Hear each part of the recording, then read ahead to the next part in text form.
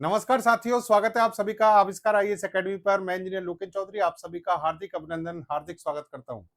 दोस्तों, आज हम बात करने जा रहे हैं भारत के आईटी सेक्टर में एक भारी भरकम निवेश के बारे में। हाल ही में भारत के प्रधानमंत्री नरेंद्र मोदी जी और माइक्रोसॉफ्ट के सीईओ सत्य नडेला जो हैं, उनके बीच में एक मीटिंग होती है और उस मीटिंग के बाद जो रिजल्ट सामने आते हैं, उसमें सत्य नडेला घोषणा करते हैं कि हम भारत में आने वाले कुछ वर्षों में 2025 और 26 मात्र 2 वर्ष का समय ही लिया है। इन 2 वर्षों में लगभग साढ़े 17 अरब डॉलर का निवेश करेंगे और इसके बाद सत्य नडेला ये भी घोषणा करते हैं कि गिटहब पर भारत अब अमेरिका को पीछे छोड़कर नंबर 1 पर होने वाला है और उसके जस्ट बाद अमेज़न के द्वारा भी घोषणा की जाती है कि अब हम भारत में 37 अरब डॉलर का निवेश करने जा रहे हैं। तो सोचने में आपको ये आंकड़े जो हैं बड़े आंकड़े दिख रहे हैं और हैं भी वास्तव में। इतना भारी भरकम निवेश भारत में आईटी सेक्टर क्षेत्र में, एआई के क्षेत्र में और भारत के जो इंफ्रास्ट्रक्चर है उसको डेवलप करने के क्षेत्र में किया जा रहा है। तो ये भारत के लिहाज से बड़ी महत्वपूर्ण सूचना हो जाती है। इसके अलावा गूगल और माइक्रोसॉफ्ट, मेटा ये सभी पहले भी घोषणा कर चुके हैं, इनके पहले एग्रीमेंट हो चुके हैं। तो आज का हमारा सेशन इसी पर आधारित रहेगा। हम इन सभी पॉइंट्स पर बात करेंगे कि जो ये बड़ी-बड़ी टेक कंपनियां हैं, जो भारत में निवेश कर रही हैं, उससे भारत के इंफ्रास्ट्रक्चर पर, भारत के आम आदमी को और भारत के युवा को किस तरीके से फायदा होने वाला है और इससे क्या बदलेगा भारत में, भारत किस तरीके से तरक्की कर रहा है। तो सेशन में लास्ट तक बने रहिएगा, पूरी चीज़ों को, उसके तकनीकी पहलू को डिटेल में समझेंगे। देखिए यहाँ पर खबर क्या है, माइक्रोसॉफ्ट सीईओ सत्य नडेला ने पीएम मोदी से की मुलाकात और भारत में साढ़े 17 बिलियन डॉलर के निवेश की यहाँ पर क्या कर दी जाती है, घोषणा कर दी जाती है। और ये खबर इतनी बड़ी थी क्योंकि ये एशिया का सबसे बड़ा निवेश माना जा रहा है। ये एशिया का सबसे बड़ा निवेश है जो माइक्रोसॉफ्ट इस समय भारत में घोषणा की है। इसलिए सभी अखबारों की सुर्खियों में ये न्यूज बन जाती है। यहाँ पर देखिए टाइम्स ऑफ इंडिया में लिखा है after Microsoft 17.5 billion dollar commitment now Amazon double down on India. यानी अमेजॉन जो है, जैसे ही माइक्रोसॉफ्ट के द्वारा घोषणा की गई वैसे अमेजॉन ने फिर इससे जस्ट डबल राशि, यहाँ पर साढ़े 17 बिलियन डॉलर की बात हो रही थी, अमेजॉन ने कितना कहा है, 37 बिलियन डॉलर। 37 बिलियन डॉलर का यहाँ पर क्या किया जाएगा, निवेश किया जाएगा भारत में। ये अमेजॉन के द्वारा घोषणा कर दी जाती है और ये खबर इस तरीके से चर्चा में आ जाती है। आगे बढ़ने से पहले थोड़ा सा मैं कोर्स के बारे में आपको बता दूं। Science and technology, environment ecology के फाउंडेशन बैच हमारी एप्लीकेशन आविष्कार एकेडमी पर अवेलेबल है। आप में से कोई विद्यार्थी यूपीएससी या फिर आरएएस, यूपीपीएससी और एमपीपीएससी किसी भी एग्जाम के लिए तैयारी करना चाहता है, ये 2 सब्जेक्ट हमसे पढ़ना चाहता है, तो आप हमारे कोर्स परचेज कर सकते हैं। आविष्कार 25 कूपन कोड लगाकर 25% यहाँ पर डिस्काउंट पा सकते हैं। चलिए, अब देखिए यहाँ पर पूरी खबर को विस्तार से समझते हैं। होता ये है कि राष्ट्रपति डोनाल्ड ट्रंप जो हैं, वो लंबे समय से अमेरिकी जो कंपनी है, उन पर दबाव बना रहे थे कि आप अमेरिका में सबसे ज़्यादा इन्वेस्टमेंट की जो वो है सिचुएशन है, उसको बनाइए। यानी ज़्यादा से ज़्यादा इन्वेस्टमेंट अमेरिका में किया जाए और विशेषतः भारत के और अमेरिका के इस समय जो संबंध चल रहे थे, उसके हिसाब से कंपनियों पर दबाव बनाया जा रहा था कि भारत में निवेश ना किया जाए। लेकिन एप्पल सबसे पहला जो यहाँ पर कदम उठाया गया एप्पल के द्वारा और एप्पल ने अपना यहाँ पर स्टोर खोला और एक भारी भरकम संख्या में एप्पल के जो फ़ोन हैं आईफ़ोन, वो भारत से बनाए गए और पूरी दुनिया में डिलीवर किए गए। और उसके बाद अब ये जो कंपनियाँ हैं, जो अमेरिकी कंपनी हैं ज़्यादातर इनमें, ये सभी कंपनियाँ भारत में एक अच्छे सेंटर की तरफ, यानी एक अच्छे सेंटर के रूप में भारत को देख रही हैं। भारत एक आकर्षण का केंद्र बना हुआ है। उसके कई चीज़ें अगर आप इसमें गहराई से देखें तो कई चीज़ें आपको यहाँ पर एनालिसिस में सामने आ सकती हैं। एक तो ये है कि भारत सरकार ने इस समय पूरी फ्लेक्सिबिलिटी दिखाई हुई है जो विदेशी कंपनियाँ हैं उनको उनके निवेश को आकर्षित करने के लिए। दूसरा है सबसे ज़्यादा जो आकर्षित करने वाली चीज़ है, वो है भारत की पॉपुलेशन। भारत का मार्केट बहुत बड़ा है। यहाँ कोई भी कंपनी अगर इस तरीके से आईटी सेक्टर में या किसी भी टेक कंपनी के रूप में यहाँ पर अपनी स्टोर खोलती है, तो वो डेफिनिटली प्रॉफिट में जाती है। तीसरा सबसे बड़ा पॉइंट तीसरा एक और महत्वपूर्ण पॉइंट है भारत की युवा आबादी। युवा आबादी और इंजीनियर्स की बढ़ती संख्या। भारत में लगभग 8 lakh engineer per year Bharat से निकलते हैं। यानी भारत के जितने भी आईआईटीज या फिर इंजीनियरिंग कॉलेज हैं, एनआईटी कॉलेज हैं, उन सभी से जो 8 लाख के आसपास की संख्या है इंजीनियर्स की, जो हर साल नए इंजीनियर आते हैं मार्केट में। तो कहने का मतलब, और टैलेंट पूरी दुनिया मानती है, अमेरिका का जो सॉफ्टवेयर पूरा वर्ल्ड है, या फिर मैं कहूँ कि टेक कंपनियां हैं अमेरिका की, भारतीय इंजीनियरों पर बहुत ज्यादा डिपेंड है। तो उन सभी को ये चीज पता है कि भारत में ये टैलेंट है, इसलिए भारत एक आकर्षण का केंद्र इस समय निवेश के रूप में बना हुआ है। अब यहाँ पर होता यह है कि मोदी जी और सत्य नडेला जो हैं उनकी मीटिंग होती है। मीटिंग के बाद सत्य नडेला एक बड़ी घोषणा कर देते हैं कि हम भारत में $17.5 बिलियन का निवेश करेंगे, और ये निवेश जो है वो एआई के क्षेत्र में, यानी आर्टिफिशियल इंटेलिजेंस और क्लाउड इंफ्रास्ट्रक्चर को विकसित करने में किया जाएगा। अब ये दोनों चीजें हैं, इन पर हम डिटेल में डिस्कशन करेंगे। सत्य नडेला ने जब ये घोषणा की यहाँ पर, तो यहाँ पर प्रधानमंत्री जी जो हैं उनके द्वारा भी एक ट्वीट किया गया। इन्होंने कहा, when it comes to AI the world is optimistic about India. देखिए, जब एआई की बात आती है तो पूरा विश्व जो है ऑप्टिमिस्टिक है, यानी इंडिया की तरफ, यानी इंडिया जो है उनके लिए एक बहुत बड़ा आकर्षण का केंद्र बना हुआ है। Had a very productive discussion with Mr. Satya Nadella. Happy to see India being the place where Microsoft will make its largest ever investment in India. यानी यहाँ पर प्रधानमंत्री खुशी जाहिर कर रहे हैं कि सत्य नडेला जो सीईओ हैं इस समय माइक्रोसॉफ्ट के, माइक्रोसॉफ्ट भारत में एशिया का सबसे बड़ा इन्वेस्टमेंट करने जा रही है। The youth of India will harness this opportunity to innovate and leverage the power of AI for better planet. यहाँ पर मतलब एआई जो है उससे रिलेटेड जो अपॉर्चुनिटी है, भारत का युवा जो है इसका बेहतर उपयोग करेगा, और इस बेटर प्लानेट के लिए हम एआई का उपयोग करने में सफल रहेंगे, ऐसा कुछ यहाँ पर इन्होंने कहा है। सत्य नडेला जो है इस पर थैंक्स बोलते हैं। Thank you PM Narendra Modi ji for an inspiring conversation on India's AI opportunity to support the country's ambitions. Microsoft is committing $17.5 billion, our largest investment ever in Asia, to help build the infrastructure, skills and sovereign capability needed for India।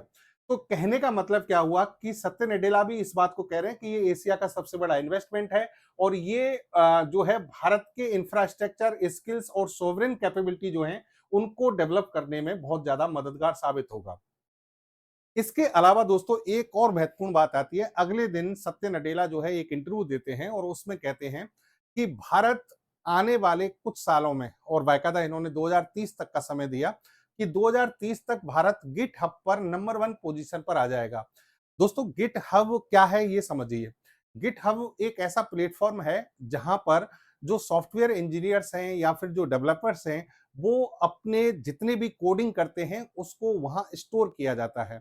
यानी देखिए, कोई भी software बनाया जाता जाएगा तो उसके लिए क्या की जाएगी, कोडिंग की जाएगी, और ये काम कौन करते हैं, इंजीनियर्स करते हैं, इनको डेवलपर्स भी कहते हैं। तो जो कोडिंग की जाती है, जो प्रोग्रामिंग की जाती है, जो सॉफ्टवेयर के लिए जो डेटा बनाया जाता है, वो सब गिट हब पर क्या किया जाता है, सेव किया जाता है। गिट हब पर सेव किया जाने वाला ये जो डेटा है इंजीनियर्स के द्वारा, इस मामले में या फिर मैं कहूं डेवलपर्स के मामले में, सॉफ्टवेयर इंजीनियर्स के मामले में अभी अमेरिका नंबर 1 है और दूसरे नंबर पर भारत है।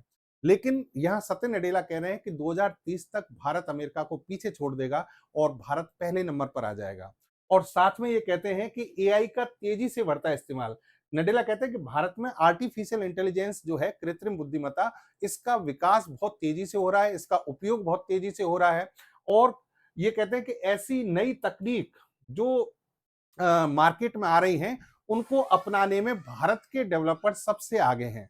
यानी जो भी नई तकनीक जो है एआई की फील्ड में आ रही है, भारत के इंजीनियर्स, भारत के डेवलपर्स उसको सबसे पहले एडॉप्ट करते हैं। इसके अलावा ये कहते हैं कि वो सामान्य जो कार्य होते हैं ना एआई से रिलेटेड, उनको ही नहीं, जो कठिन से कठिन प्रोग्राम है, कठिन से कठिन जो कोडिंग है, डेटा है, उन सभी को एडॉप्ट करने में, उन सभी प्रोजेक्ट पे काम करने में भारतीय इंजीनियर्स बहुत आगे हैं। फिर कहते हैं कि भारत में किसी भी प्रकार के टैलेंट की कमी नहीं है, और यह टैलेंट ग्लोबल एआई क्रांति का आने वाले समय में नेतृत्व करेगा। भारत में निवेश और दौरा, नडेला कहते हैं इन सारी परिस्थितियों को देखते हुए भारत में निवेश करने के लिए हम लोग आतुर हैं, पूरी तरह से हम तैयार हैं। भारत में हम भारी भरकम निवेश इसीलिए करने जा रहे हैं। अब दोस्तों यहाँ देखिए आप कि जैसा कि मैंने बताया था कि एप्पल पर ट्रंप ने क्या किया था, दबाव बनाया था कि हम 25% टैरिफ लगा देंगे, आप भारत में निवेश मत करो। तो एप्पल ने किया। अब यहाँ पर बात करें, माइक्रोसॉफ्ट ने किया, अमेज़न ने घोषणा कर दी है, गूगल के यहाँ पर एग्रीमेंट हो चुके हैं, मेटा एआई के हो चुके हैं। कहने का मतलब सारी कंपनियां जो हैं अब भारत की ओर देख रही हैं। यहाँ जो अमेज़न है, अमेज़न का अगर डेटा देखेंगे आप कि अमेज़न ने जो घोषणा की है, इन्होंने ये कहा है कि ई-कॉमर्स क्षेत्र में आपको पता है अमेज़न जो है सबसे ज़्यादा क्या करती है, ई-कॉमर्स के क्षेत्र में जानी जाती है। तो ई-कॉमर्स के क्षेत्र में दिग्गज कंपनी अमेज़न ने घोषणा की है कि 2030 तक भारत में निवेश बढ़ाकर 3.15 लाख करोड़ रुपए यानी 35 अरब डॉलर के आसपास का निवेश यहाँ पर किया जाएगा, भारत में किया जाएगा।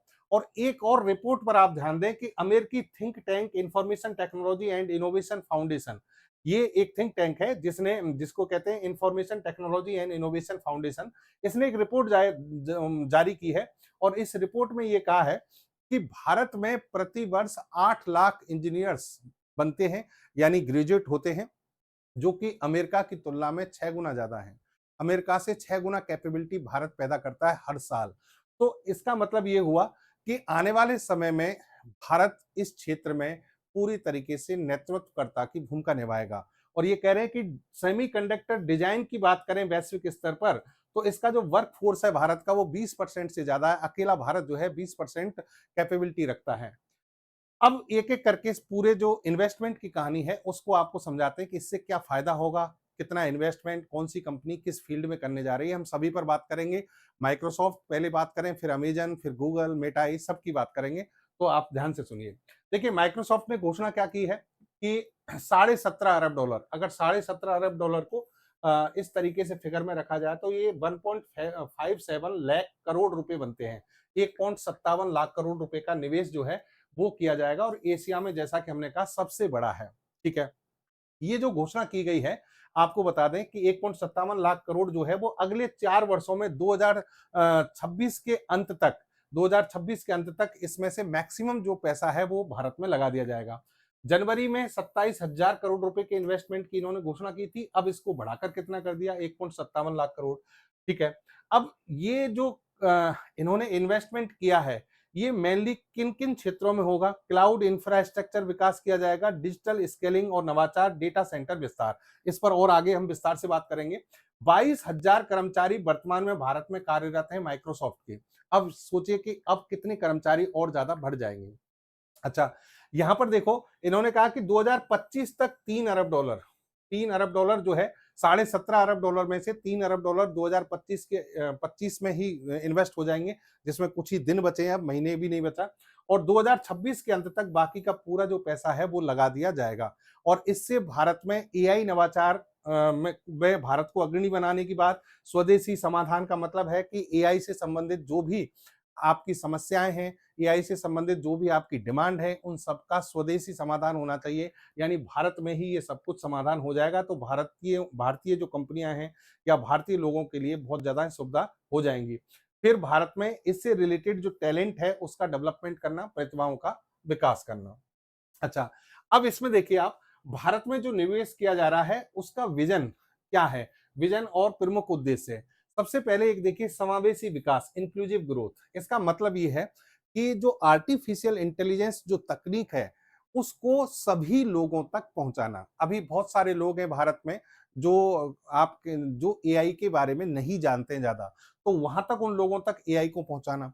ग्रामीण और वंचित समुदायों को सशक्त बनाना और शिक्षा और स्वास्थ्य सेवा में सुधार करना। एआई की सहायता से एआई की सहायता से इन सभी फील्ड में काम किया जाएगा। फिर बात आती है डिजिटल क्षमताओं का विस्तार, expansion of digital capabilities. Cloud और एआई इंफ्रास्ट्रक्चर को मजबूत करना, डेवलपर्स और स्टार्टअप्स के लिए नए अवसर पैदा करना, डिजिटल स्केलिंग कार्यक्रम चलाना। देखिए, यहां पर क्लाउड की बात करें दोस्तों, आज जितना भी हमारा डेटा है वो कहीं ना कहीं किसी सर्वर पर क्या होता है, सेव किया जाता है, सर्वर पर स्टोर होता है। अब ये जो कंपनियां हैं, जैसे कि आपने बहुत सारा देखा होगा, गूगल के द्वारा आपको क्लाउड सर्विस दी जाती है, या फिर आप जियो रिलायंस जियो जियो ऐप भी डाउनलोड करते हैं तो वो भी अपनी क्लाउड सर्विस दे रहा है। इसका मतलब ये हो गया कि आप अपने डेटा को वहां पर संचित कर सकते हैं, स्टोर कर सकते हैं।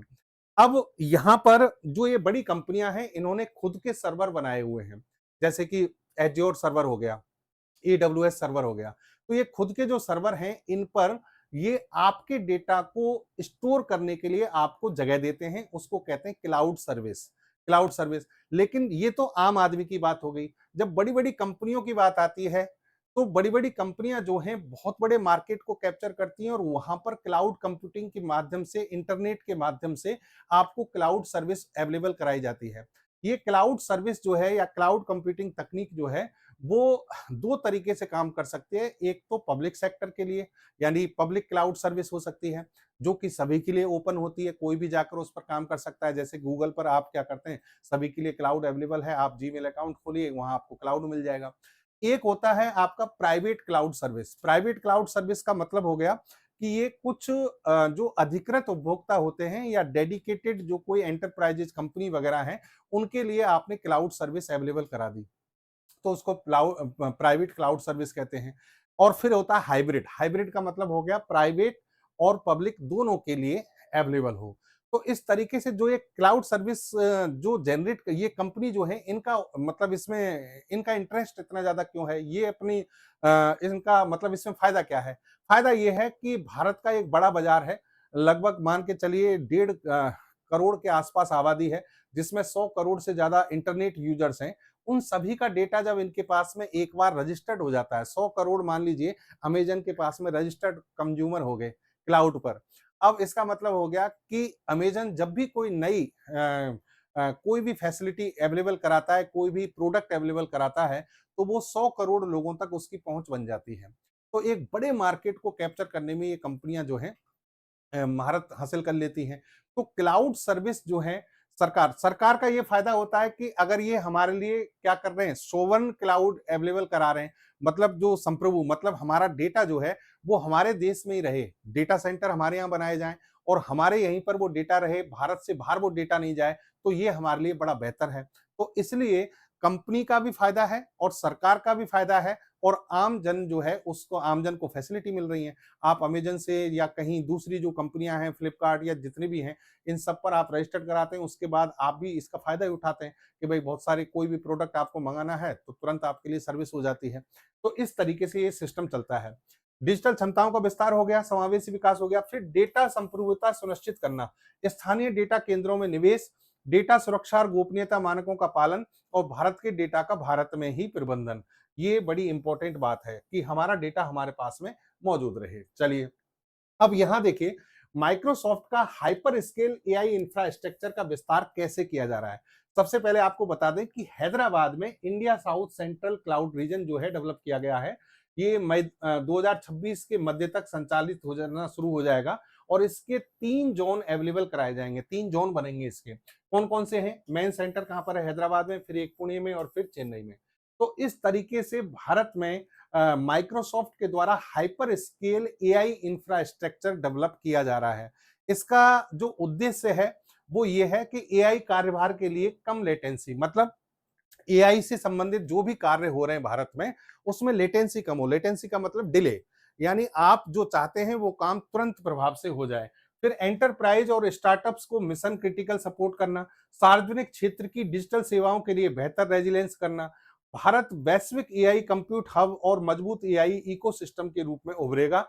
ये इन सेंट्रल जो ये जो hyper scale AI infrastructure develop हो रहा है, इसके परिणाम आपको सामने आने वाले समय में दिखाई देंगे। फिर देखिए आप कि जो 17.5 अरब डॉलर का एशिया का सबसे बड़ा निवेश जो किया जा रहा है भारत में, जैसा कि हमने कहा, एक तो बुनियादी ढांचा और क्लाउड सर्विस के लिए, ठीक है। इसमें संप्रभु सार्वजनिक क्लाउड लॉन्च होगा और संप्रभु निजी क्लाउड लॉन्च होगा, जो मैंने आपको अभी समझाया था। फिर एआई द्वारा सामाजिक प्रभाव, सोशल इंपैक्ट क्या होगा? दो चीजें हैं यहाँ पर, ई श्रम और एनसीएस, इस पर अभी मैं चर्चा करूंगा कि किस तरीके से लगभग 31 करोड़ श्रमिकों को लाभ भारत में पहुंचाया जाएगा। कौशल विकास और भविष्य, यानी बहुत सारे ऐसे लोग हैं जिनको स्किल्ड मैन पावर के रूप में कन्वर्ट किया जाएगा। एक एक करके देखिए आप। 2030 तक 2 करोड़ भारतीयों को स्किलिंग लेवल बढ़ाया जाएगा, मतलब कहने का मतलब भारत की जो मैन पावर है उसका सशक्तिकरण करने का टारगेट इन्होंने रखा है। जनवरी 2025 तक 1 करोड़ का लक्ष्य था माइक्रोसॉफ्ट का और अब 2030 तक 2 करोड़ का टारगेट रखा गया है। यहां पर देखिए आप, एडवेंटा आईजी इंडिया पहल की गई माइक्रोसॉफ्ट के द्वारा। 56 लाख लोगों को प्रशिक्षित किया गया जनवरी 2025 तक, और यहां पर 1.25 लाख लोगों को नौकरियां और हम कह सकते हैं उद्यमिता यहां अवेलेबल कराई जा रही है सरकार और माइक्रोसॉफ्ट के बीच में जो एग्रीमेंट हुआ है। यहाँ इनमें से स्टूडेंट्स हैं, पेशेवर प्रोफेशनल्स हैं, एंटरप्रेन्योर्स हैं और वंचित समुदाय समुदाय जो है उन सभी को समान अवसर और समावेशी विकास के लिए प्रतिबद्धता माइक्रोसॉफ्ट की तरफ से दिखाई जा रही है। फिर जन स्तर पर एआई का प्रसार कैसे होगा, अभी जो मैं बात कर रहा था, दो प्रमुख प्लेटफॉर्म बनाए गए हैं। एक तो है ई श्रम। ई श्रम का मतलब है असंगठित श्रमिकों के लिए कल्याणकारी योजनाएं, 18+ वाले जो लोग हैं। नेशनल कैरियर सर्विस, यहाँ पर प्रमुख रोजगार मंच डेवलप किया जा रहा है। और एक यहाँ पर आप दूसरी तरफ देख सकते हैं कि स्वचालित रिज्यूमे निर्माण और स्किल्स और जो रोजगार है उनके लिए यहाँ पर कार्यक्रम है। व्यक्तिगत मार्गदर्शन यहाँ पर किया जाएगा। इस तरीके से यहाँ 31 करोड़ 310 मिलियन असंगठित श्रमिकों को लाभ होगा और सामाजिक सुरक्षा कवरेज में वृद्धि होगी। ये जो प्रोजेक्ट है ये चल रहा है एआई फॉर पब्लिक गुड के नाम से। एआई फॉर पब्लिक गुड एक प्रयास है जिसमें आर्टिफिशियल इंटेलिजेंस का आम जन के कल्याण के लिए उपयोग किया जा रहा है। क्लाउड की बात करें, दोनों, जैसे कि एक तो हो गया सोवरेन पब्लिक क्लाउड और एक हो गया प्राइवेट क्लाउड, ये सभी के लिए अवेलेबल होगा और ये केवल अधिकृत उपभोक्ताओं के लिए अवेलेबल होगा। तो ये तो बात हुई माइक्रोसॉफ्ट के निवेश की, जो माइक्रोसॉफ्ट ने अभी तक निवेश किया है। चलिए अब बात कर रहे हैं, अमेजन ने भी घोषणा कर दी है। अमेजन ने कितनी की है? $37 बिलियन। देखिए अमेजन की आप बात करिए, अमेजन ने 1.14 लाख करोड़ निवेश की घोषणा इसी महीने पहले कर दी थी। इसके बाद अमेजन के द्वारा 3.6 लाख करोड़ की और घोषणा की गई। 2010 तक ऑलरेडी अमेजन भारत में 3.32 लाख करोड़ का इन्वेस्टमेंट कर चुका है। तो अमेजन का जो निवेश है वो बहुत ज्यादा है भारत में। 1.2 लाख जो लोग हैं उनको रोजगार जनरेट अमेजन के द्वारा किया गया है। ये 3.6 लाख जो है ना, ये लगभग $37 बिलियन के आसपास बैठते हैं, जो राशि अभी बताई थी। इसमें आप इसमें ऐड किया है इन्होंने, तो ये लगभग $37 बिलियन का निवेश अब किया जाएगा, जो और 3.32 लाख करोड़ का पहले अमेजन कर चुका है। अमेजन के द्वारा जो निवेश किया जा रहा है अमेजन के द्वारा, वो दो क्षेत्रों में, देखिए दो क्षेत्र कौन से? एक तो जो छोटे व्यवसाय हैं उनको उनके डिजिटल भविष्य को साकार करना। छोटे व्यवसाय जो हैं, लगभग 1.5 करोड़ छोटे व्यवसायों के लिए डिजिटल भविष्य। अमेजन का स्थानीय क्लाउड और एआई इंफ्रास्ट्रक्चर विकास में निवेश किया गया $12.7 अरब का। फिर 2030 तक 1.5 करोड़ छोटे व्यवसायी जो हैं उनको लाभ पहुंचाया गया। अमेजन के यहाँ पर ये वरिष्ठ उपाध्यक्ष हैं इमर्जिंग मार्केट्स अमेजन के, अमित अग्रवाल, इन्होंने ये कहा है कि हमारा लक्ष्य अगले 5 वर्षों में 40 लाख सरकारी स्कूलों के विद्यार्थियों को प्रशिक्षण देना है। यानी अमेजन के द्वारा भारत में जो भारत के विद्यार्थी हैं उनको प्रशिक्षण दिया जा रहा है। कितनी संख्या में? 40 लाख के आसपास सरकारी स्कूलों के छात्र जो हैं उनको अगले 5 वर्ष में ये प्रशिक्षण दिया जाएगा। तो इससे भारत का इस क्षेत्र में जो नॉलेज का जो स्तर है, ज्ञान का स्तर है, वो बढ़ेगा। मेटा और रिलायंस इंडस्ट्रीज जो है, इनके बीच में 900 करोड़ यानी $100 मिलियन की यहां पर डील हो चुकी है और ये डील भी अभी हाल ही में अगस्त में की गई थी। 900 करोड़। अब यहां पर साझेदारी का जो उद्देश्य है वो क्या है? एक है एआई समाधान। एआई समाधान, जैसा कि मैंने कहा कि एआई से संबंधित जो भी चुनौतियां हैं, एआई से संबंधित जो कार्य प्रणाली है, उसका भारत में ही समाधान किया जाए। भारत और चुनिंदा अंतरराष्ट्रीय बाजारों में व्यवसायों के लिए एआई समाधान विकसित करना और विस्तार करना। दूसरी तरफ है लक्षित बाजार, यानी बाजार भारत और चुनिंदा अंतरराष्ट्रीय बाजार, इन दोनों को टारगेट करना। भारत से बैठकर भारत में ये सब काम होंगे, निवेश किया जाएगा और यहां से रिलायंस इंडस्ट्रीज और मेटा एआई मिलकर क्या करेंगे? इस मार्केट को कैप्चर करने की कोशिश करेंगे। गूगल जो है उसका विशाखापट्टनम में ऐतिहासिक निवेश किया गया। देखिए विशाखापट्टनम आंध्र प्रदेश में गूगल के द्वारा 1.35 लाख करोड़ रुपए 5 वर्षों में निवेश किए जा रहे हैं। अक्टूबर में इसके लिए एग्रीमेंट हुआ था। यह भारत में गूगल का अब तक का सबसे बड़ा निवेश है, सबसे बड़ा। और कह सकते हैं कि अमेरिका के बाहर अगर गूगल ने अब तक जितना सबसे बड़ा निवेश कहीं किया है तो वो विशाखापट्टनम आंध्र प्रदेश यानी भारत में किया है। इसके अलावा अब लोकल की बात करें, हमारे जो उद्योगपति हैं गौतम अडानी, इन्होंने आईआईटी धनबाद में भारत में बड़े निवेश की घोषणा की है और इन्होंने ये कहा है कि अगले कुछ सालों में, लगभग 6 साल का समय इन्होंने लिया है, कि 10 से 12 लाख करोड़ का निवेश इनके द्वारा किया जाएगा। देखिए, Google, Meta AI, Microsoft, Amazon, उन सब का मिला के 6 लाख करोड़ के आसपास का इन्वेस्टमेंट दिख रहा है। लेकिन गौतम अडानी जो हैं, वो 6 साल में 12 लाख करोड़ रुपए का निवेश भारत में करने जा रहे हैं। तो ये आंकड़ा जो है ना जस्ट डबल है। किन क्षेत्रों में किया जाएगा? इंफ्रास्ट्रक्चर, खनन, नवीकरणीय ऊर्जा, बंदरगाह, इन सभी में यहाँ पर इन्वेस्टमेंट किया जाएगा। अडानी ग्रुप जो है उसने हाल ही में सत्य नडेला से मुलाकात की थी और इनके बीच में भी बहुत बड़े एग्रीमेंट हुए हैं। दुनिया का सबसे बड़ा ग्रीन एनर्जी पार्क जो है खावड़ा गुजरात में 30 गीगावाट का बनाया गया, वो अडानी ग्रुप के द्वारा डेवलप किया गया है।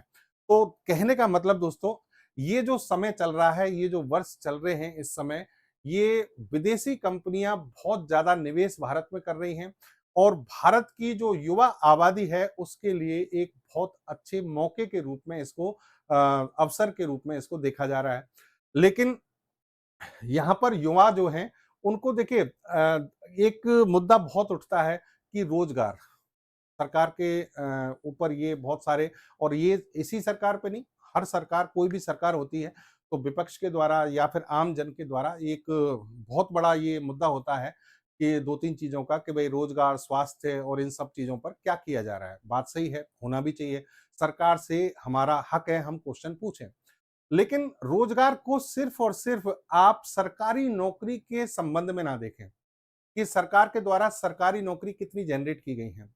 1.5 करोड़ 150 करोड़ की आबादी भारत की है लगभग।